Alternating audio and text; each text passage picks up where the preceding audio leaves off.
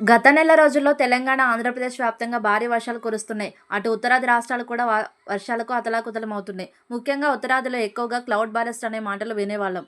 కానీ తెలంగాణలో కూడా మేఘ విస్ఫోటనంతో కామారెడ్డిని నీటితో ముంచెత్తింది. గత నెల 27 అక్కడ దాదాపు 60 సెంటీమీటర్ల రికార్డు వర్షపాతం నమోదు కావడంతో దాదాపు వారం రోజులు జలదిగ్బంధంలోనే చిక్కుకుంది.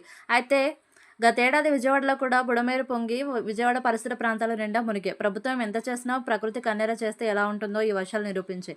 ఈసారి తెలంగాణతో పాటు హైదరాబాద్ పరిసర ప్రాంతాల్లో గండిపేట, హిమాయత్ సాగర్ నిండుకుండలను తలపించాయి. అటు మూసి, మంజీరా నదులు కూడా ఎన్నడూ లేనట్టుగా పొంగి ప్రవహిస్తున్నాయి. దీంతో ఏడుపాయల అమ్మవారి దేవాలయాన్ని దాదాపు 10 రోజులుగా మూసేసి ఉన్నారు.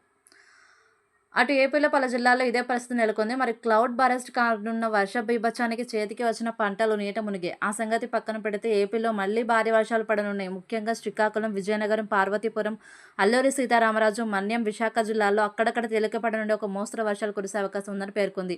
అదేవిధంగా సెప్టెంబర్ 17న బంగాళాఖాతంలో అల్పపీడనం ఏర్పడుతుందని వాతావరణ విభాగం అంచనా వేసింది.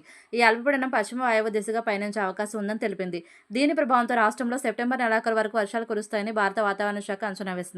వచ్చే 4 రోజుల్లో పలు చోట్ల తేలికపాటి నుండి మోస్తరు వర్షాలు కురిసే అవకాశం ఉందని తెలిపింది. అటు తెలంగాణలో కూడా రాగల 48 గంటల్లో ఓ మోస్తరు వర్షాలు పడే అవకాశాలు ఉన్నాయని వాతావరణ శాఖ తెలిపింది.